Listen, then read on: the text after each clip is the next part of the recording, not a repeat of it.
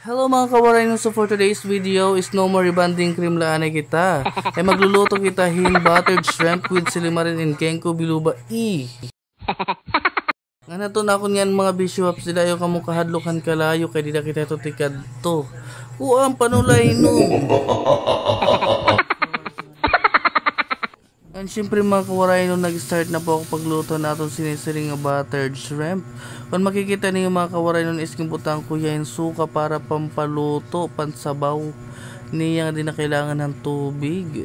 And syempre mga kawaray, nung kailangan wat niya ukay-ukayong para nga tanan hira maluto, magpantay ang kaluto. Dire para sa tiyo sangkay nga nawong laan mabusag. Oh my God! Ngan syempre mga kawaray, nung may mapakian na iyo kung kayo na maituman namong karaha, kay normal kay sungo ito. Nang tungod mga kawaray, nung nga maaram ako nga nagkukulang ang suka, gimbutangan ko iya para mas madugan ang sabaw. Ang gimbutangan ko natin iba nga panakot, sugad man ang lasunangan sibuyas. O kayan mga kawaray, nung diri po ito yadamo ang sinisiring nga panakot. Kay maaram ako nga diri talaga panakot ang nagpaparasa kung diri ako. Kuan! Fast forward ko na lang ngayon mga kawaray nun ng video para mas madali maluto. Uan!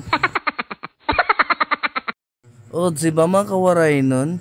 Kanina nagliluto pala ako yan na nagkukuhit na. Higin fast forward ko lagi ang video. Ngan ayaw ka mo kabara ka mga kawaray nun yung tamo na buhan kung madalumdum. Kaya para sa lalo imo kilikili ka madalumdum. O diba mga kawaray no, natin sinisiring natin nga finished product.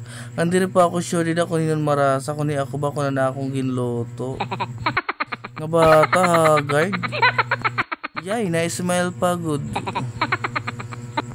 O ayan mga kawaray no, yung tarangkaan na nga naman na akong ginloto nga buttered shrimp with ginkgo biloba Kasi nga na akong mama nga marasa ko nun kaluto.